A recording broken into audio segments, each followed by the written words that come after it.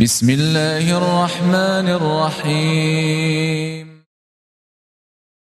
Jangan lupa subscribe ya. Ikhwatul Islam, saudara kaum muslimin, kaum muslimat, ikhwani, akhwati, rahimani wa rahimakumullah.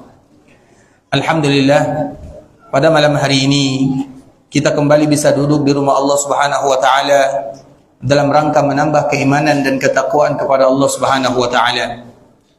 Umar bin Khattab radhiyallahu taala anhu selalu berkata kepada para sahabatnya, nu'minu sa'ah, najlis nu'minu sa'ah. Wahai para sahabatku, mari kita duduk beriman sejenak. Apa makna kalimat yang disebutkan oleh Umar bin Khattab radhiyallahu taala anhu? Mari kita beriman sejenak bukan berarti kita tidak beriman kepada Allah Subhanahu wa taala. Tapi iman yang ada butuh dipertahankan. Sehingga dengannya Allah Subhanahu wa taala mengatakan, ya ayyuhalladzina amanu aminu. Wahai orang-orang yang beriman, berimanlah kalian kepada Allah.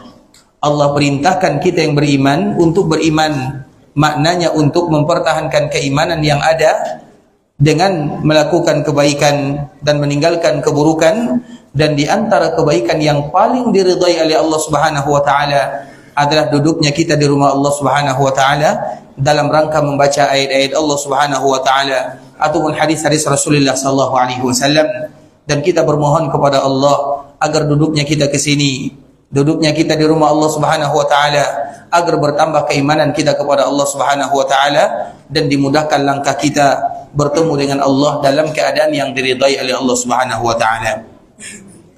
Kemudian salawat beriringkan salam semoga senantiasa tercurahkan buat junjungan alam Nabi kita yang mulia, uswah dan qudwah kita bersama Muhammad bin Abdullah sallallahu alaihi wasallam, yang mana di antara kewajiban kita adalah untuk senantiasa mengucapkan salam dan salawat kepada Rasulullah sallallahu alaihi wasallam. Sebuah ibadah yang mudah dilakukan, memiliki pahala yang banyak, tapi banyak di antara manusia yang gagal di dalam mendapatkan tawaran dari Allah Subhanahu wa taala.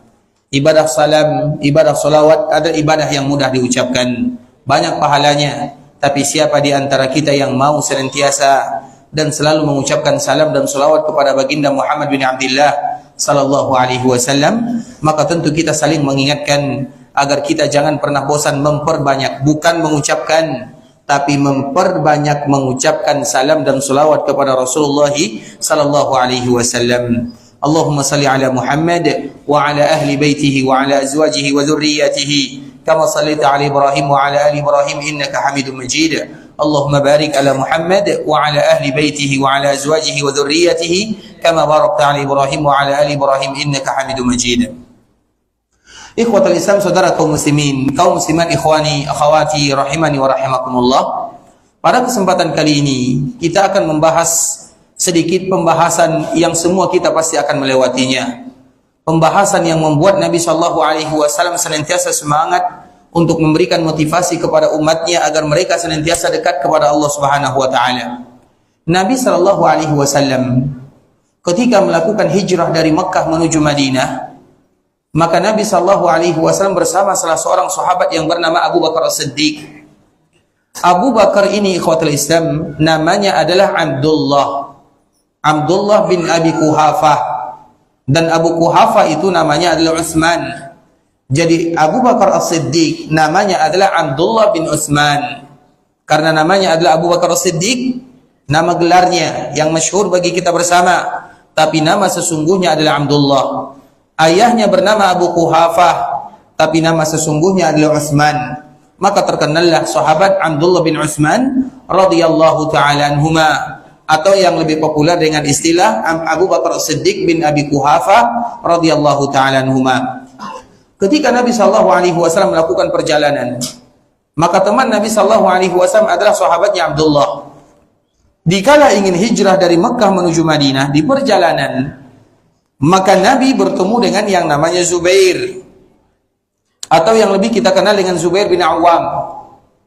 Kemudian ikhwatul Islam, Zubair bin Awam, dia tidak lain tidak bukan adalah suaminya daripada Asma, dan Asma itu adalah putrinya Abdullah.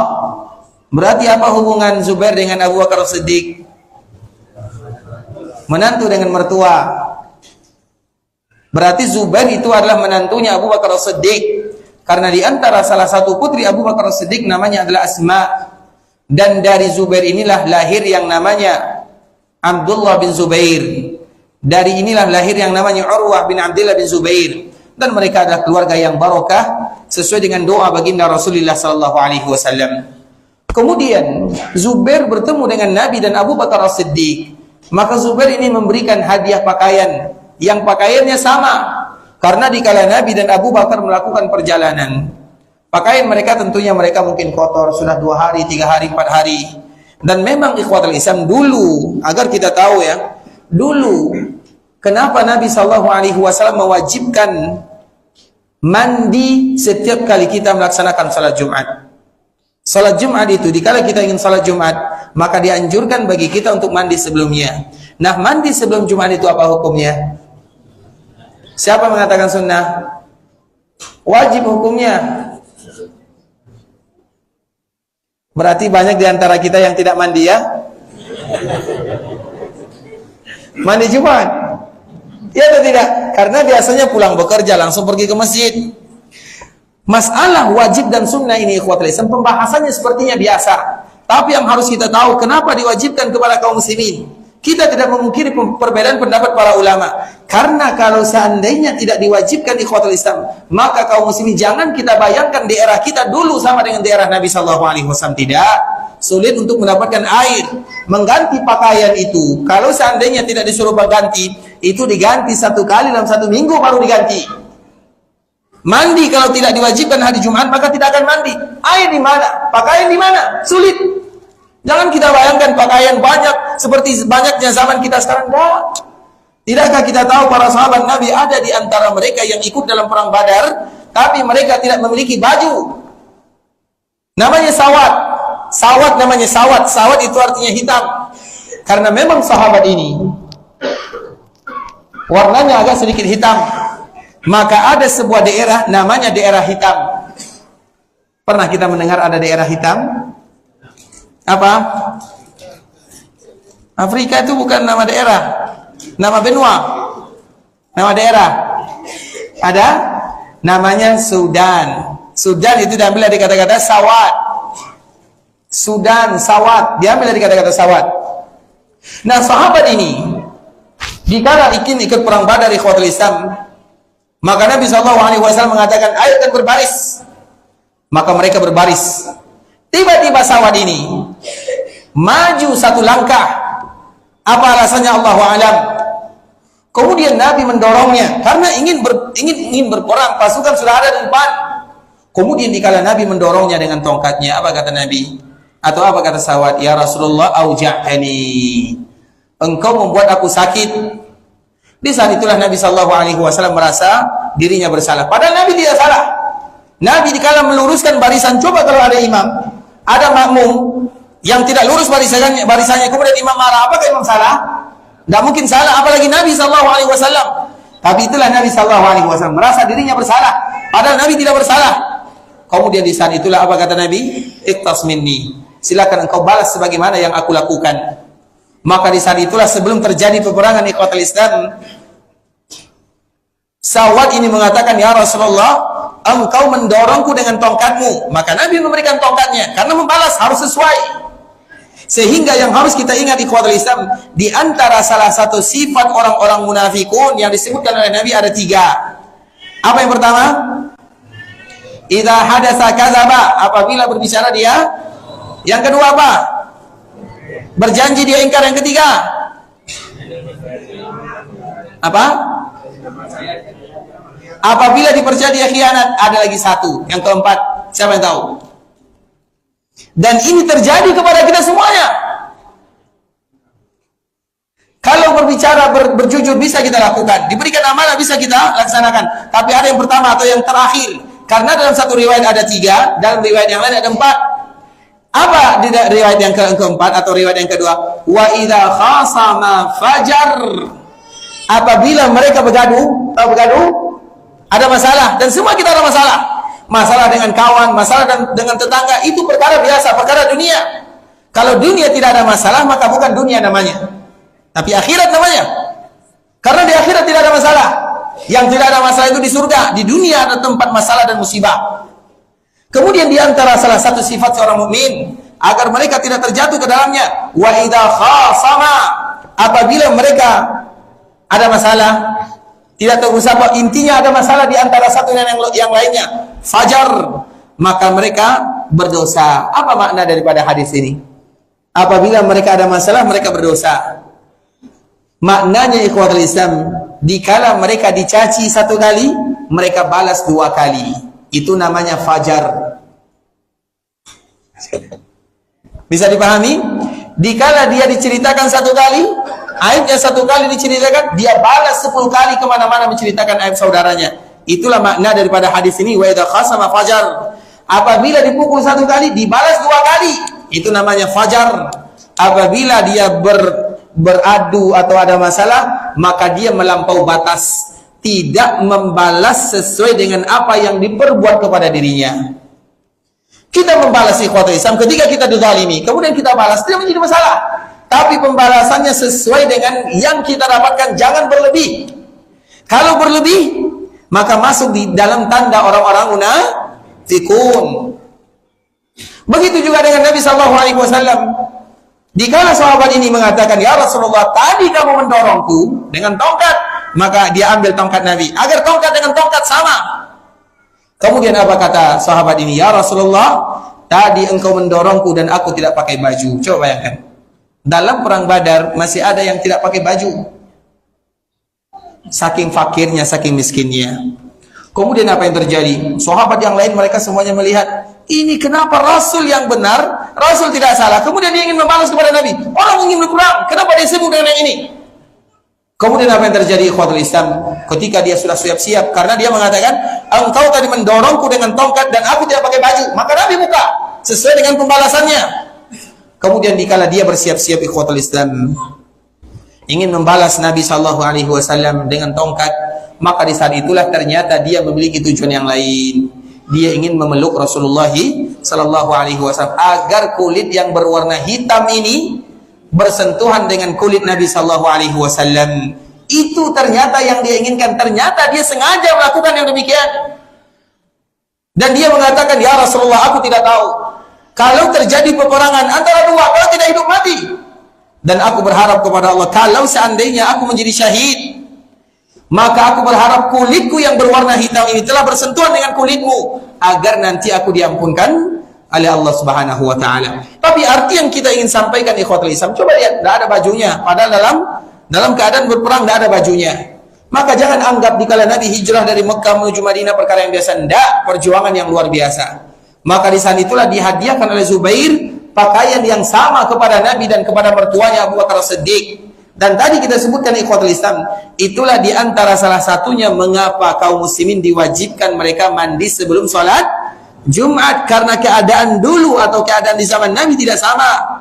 Kalau di kita mandi 1 kali sehari itu aneh, dibilang orang malas, karena kebiasaan kita mandi sesuai dengan jumlah salat.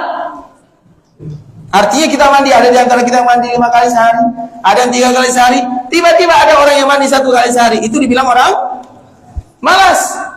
Kalau di sana orang yang mandi 1 kali seminggu orang rajin. Nah, itulah istilahnya. Karena memang air tidak ada. Maka dari situlah dianjurkan bagi kita bersama atau bagi kaum muslimin, ini hukum asal wajib untuk melaksanakan mandi sebelum sholat Jumat, agar kaum muslimin mereka betul-betul pakaiannya diganti atau badannya dibersihkan, karena air sulit, keadaan juga sulit. Makanya dikala kita melihat Zubair menghadiahkan pakaian kepada Nabi dan Abu Bakar, itu adalah sesuatu yang luar biasa di zaman itu. Kemudian ikhwatul Islam, ketika Nabi SAW hijrah dari Mekah menuju Madinah bersama Abu Bakar Siddiq, tiba-tiba sampailah di Mekah, pakaian Nabi sama, sehingga orang sampailah di Madinah, pakaian Nabi dan Abu Bakar sama. Orang-orang Madinah tidak bisa membedakan mana Nabi, mana Abu Bakar Siddiq, karena penampilannya sama. Sehingga di awal kedatangan Nabi dan Abu Bakar Siddiq, mereka salah di dalam menyambut, hampir salah, tidak salah, hampir salah. Yang mereka anggap Nabi itu adalah Abu Bakar Siddiq. Kenapa demikian? Karena penampilan Abu Bakar Siddiq secara zahir. Karena mana yang lebih tua, Nabi atau Abu Bakar Siddiq? Mana yang lebih tua?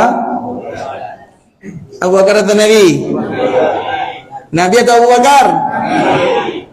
Abu Bakar atau Nabi? Abu Bakar.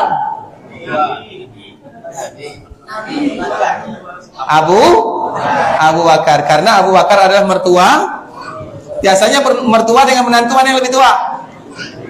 Mertua dengan menantu mana yang lebih tua biasanya? Mertua atau menantu?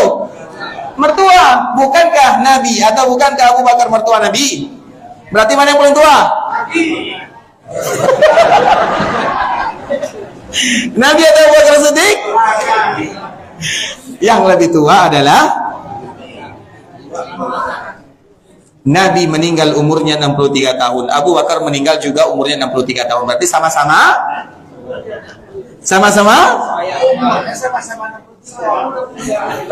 umurnya sama-sama 63, tapi lebih tua.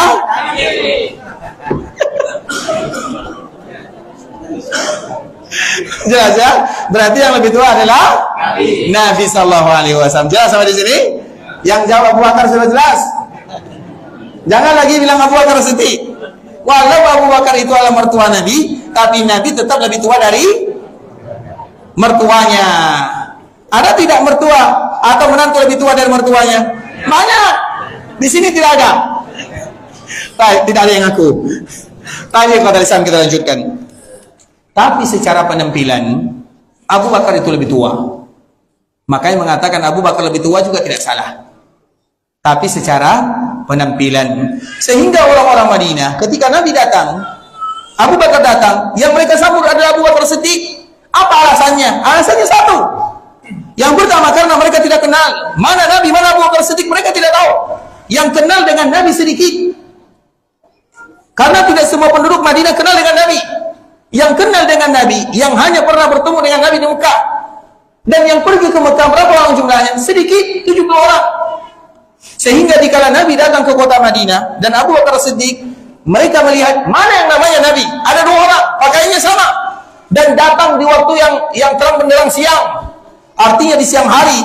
Kalau bahasa kitanya lewat zawal, jam 1 lah kira-kira. Dikala matahari betul-betul panas. Sehingga mungkin bisa jadi mereka kelelahan. Atau matahari betul-betul menyengat mereka semuanya. Mereka tidak tahu mana Nabi, mana Abu Bakar Siddiq. Pakaiannya sama-sama putih, diberikan hadiah oleh Zubair. Kemudian ikhwatul Islam, di saat mereka ingin menyambut Abu Bakar Siddiq, apa alasannya? Karena secara penampilan Abu Bakar lebih tua. Jenggot Abu Bakar, berapa umur Abu Bakar dikala hijrah dari Mekah menuju Madinah? 51. Umur Nabi 53. Umur 53 sudah berjenggot atau belum? Atau sudah beruban atau belum? Banyak. Uban itu ikhwatul Islam adalah cahaya yang tidak boleh dipadamkan. Artinya kalau ada di antara kita yang beruban jangan dibuang, karena itu akan menjadi cahaya di hari kiamat. Maka siapapun di antara kita yang ada ubannya, maka itu tanda dia mendapatkan cahaya yang luar biasa di akhirat sana.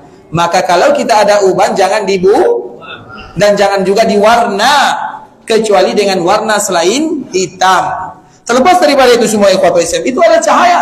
Dan semua kita ingin cahaya di akhirat. Dan di antara salah satu fitnah kita sebagai umat manusia adalah rambut yang ada di badan. Rambut yang ada di badan itu fitnah. Kenapa disebut dengan fitnah? Karena nanti di surga kita tidak ada rambut yang menjadi fitnah tersebut. Rambut itu sulit. Rambut itu, mana yang disebut dengan rambut? Bukan ini saja disebut dengan rambut. Semua yang tumbuh di tubuh kita disebut dengan rambut. Maka ada yang dianjurkan bagi kita menjaganya, ada yang dianjurkan bagi kita membuangnya. Itu semuanya adalah fitnah dan nanti akan dimuliakan oleh Allah di dalam surganya. Terlepas daripada itu semua ikhwatul Islam, salah satu sifat Nabi dan Abu Bakar Siddiq, mereka memiliki jenggot yang lebat panjang. Abu Bakar umurnya 51, sudah ada ubannya. Tapi Nabi umurnya 53, tidak ada ubannya. Dan itulah di antara salah satu perbedaan Nabi dengan manusia biasa. Nabi banyak memiliki perbedaan. Nabi di antara perbedaannya, Nabi melihat di belakang sebagaimana Nabi melihat di depan. Makanya para sahabat dikala mereka salat di belakang Nabi, apa kata Nabi? Aku melihat kalian di belakangku sebagaimana aku melihat kalian di depanku. Kemudian Nabi SAW walau matanya tidur tapi hati Nabi tidak pernah tidur. Nabi SAW itu adalah di antara riwayat yang jelas. Ada juga riwayat yang para ulama mereka bertentangan di sana. Di antara kelebihan Nabi lahir dalam keadaan makhtun. Makhtun itu artinya sudah disunat. Ada lagi yang menyebutkan Nabi SAW itu wangi dan indah, tidak pernah disentuh oleh lalat. Ada juga yang menyebutkan di antara kelebihan Nabi, semua yang keluar dari jasad Nabi maka akan dimakan tanah.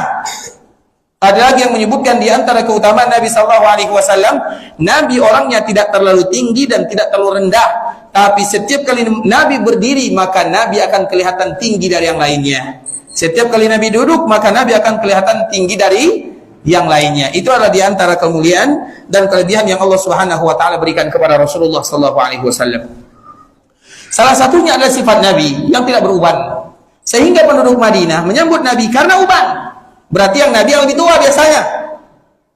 Maka mereka menyambut Abu Bakar As-Siddiq radhiyallahu taala anhu. Pada akhirnya Abu Bakar memayungi Nabi sallallahu alaihi wasallam.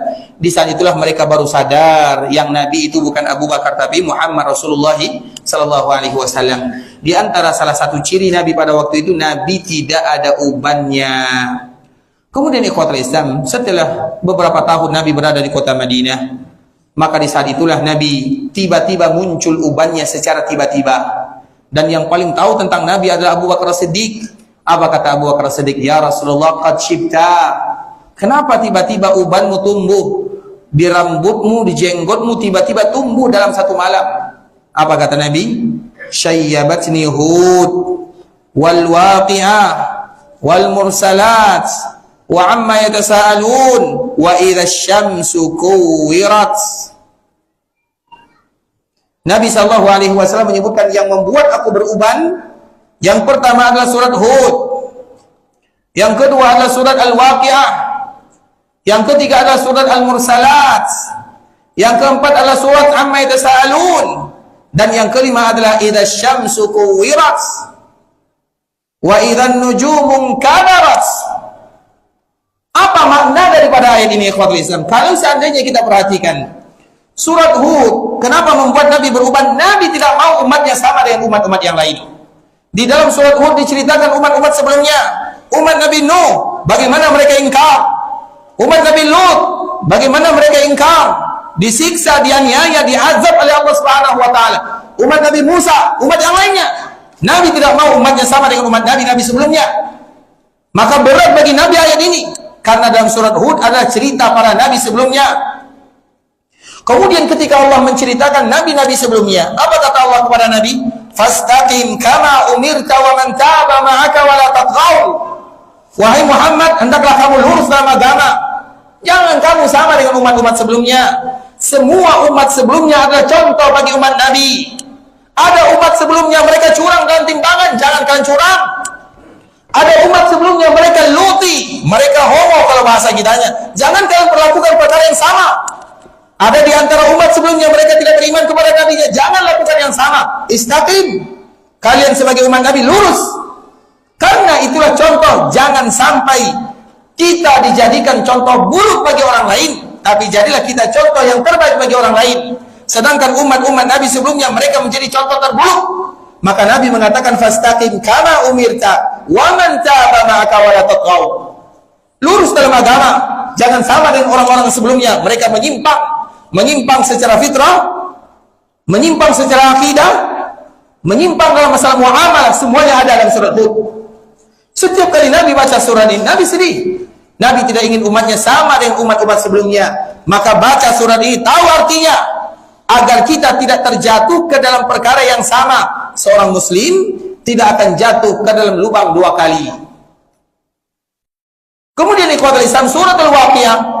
Apa yang disebutkan oleh Allah Subhanahu wa taala tentang Al-Waqi'ah? Al-Waqi'ah. Waqi'ah itu ikhwatul Islam. Waqi'ah, apa arti Al-Waqi'ah? Waqi'ah itu artinya sesuatu yang pasti terjadi. Bercerita tentang hari kiamat, bercerita tentang surga, bercerita tentang neraka. Siapa yang masuk surga? Siapa yang masuk neraka? Bagaimana isi surga? Bagaimana isi neraka? Kemudian begitu juga dengan surah Al-Mursalat. Begitu juga dengan surat Amma Yatasaalun, labisina fiha ahqaba, la yadhuquna fiha bardan wala syaraba illa hamiman wa ghassaqa. Akan ada di antara umat Nabi walau dia mampir, tapi mampirnya berabad-abad lamanya, bukan 1 hari 2 hari. Maka Allah menyebutkan labisina fiha ahqaba la yadhuquna fiha bardan wala syaraba. Tidak ada rasa dingin, tidak ada minuman illa hamima. Hamim itu timah yang apabila dia minum, kita mau tidak mau akan minum karena kita haus. Kalau diminum sulit, kalau tidak diminum kehausan. Mau tidak mau, mereka yang ada di neraka akan meminumnya. Tapi apa minumnya? Hamima wa wassaqa. Wassaqa itu sulit kita menerjemahkan, ikhwatul Islam. Makanan, minuman yang bernanah. Kita melihat nanah saja ngeri melihatnya. Bagaimana kalau seandainya itu jadi minuman? Kemudian ikhwatul Islam, begitu juga idza syamsu kuwirat. Allah menceritakan bagaimana kalau matahari dihancurkan, bumi diterbangkan semuanya. Ini maknanya apa ikhwatul Islam? Ini maknanya Nabi menceritakan kepada kita tentang perjalanan yang semua kita akan menghadapinya, perjalanan akhirat. Itulah yang menyebabkan Nabi SAW beruban. Dan awal mulanya yang disebutkan oleh Allah Subhanahu wa taala, kalla idza balagatit taraqi. Itu adalah awal mulanya. Dan siapapun hari kiamat ikhwatul Islam, pasti kita akan mendapatkannya, pasti. Baik itu kiamat besar atau kiamat kecil. Kiamat besar sesuai dengan yang disebutkan oleh para ulama atau dari hadis-hadis Nabi SAW. Dan kiamat besar itu ada tandanya. Ada tanda sesuai dengan tempat atau ada tanda sesuai dengan waktu. Ada kiamat yang sudah terjadi dan tidak akan lagi terjadi. Seperti wafatnya Nabi itu tanda kiamat dan tidak akan lagi terjadi.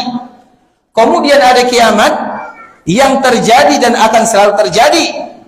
Seperti gempa, banjir, badai, itu tanda kiamat semuanya. Makanya kita sebelumnya ikhwatul Islam kita menyebutkan Nabi setiap kali melihat awan, kalau berkumpul atau gumpalan awan, Nabi takut kalau itu adalah hari kiamat. Dikiaskan dengan yang lain, badai misalnya, gempa bumi misalnya. Itu adalah tanda hari kiamat yang terjadi dan akan selalu terjadi. Kemudian tanda hari kiamat yang belum terjadi dan akan terjadi, itu adalah tanda-tanda hari kiamat yang terakhir. Kemudian dilihat dari waktunya atau dari tempatnya. Tadi dari waktunya, sekarang dari tempatnya. Ada kiamat yang berkaitan dengan angkasa, benda-benda langit. Ada kiamat yang berkaitan dengan benda-benda bumi. Kemudian kiamat juga dilihat dari sisi dahsyatnya, maka disebut dengan kiamat besar, kiamat kecil. Nah, semua kita terlepas daripada pembagian yang disebutkan oleh para ulama, semua kita pasti mendapatkan kiamat. Dan di antara kiamat yang pertama adalah kematian. Man mata faqad qamat qiyamatuhu. Siapapun di antara kita yang wafat, maka sudah kiamat sebelum terjadinya kiamat yang besar. Man mata faqad qamat qiyamatuhu. Barang siapa di antara kita yang wafat, berarti sudah kiamat baginya. Awalnya bagaimana ikhwatul Islam? Allah menyebutkan sedikit saja. Kalla idza balagatit taraqi. Ingatlah wahai kalian, idza balagatit taraqi, apabila ruh kalian itu sudah mulai sampai kerongkongan. Dan kita selalu menyebutkan seorang mukmin yang beriman kepada Allah Subhanahu wa taala, dikala mereka dicabut nyawanya, maka ruhnya akan berkumpul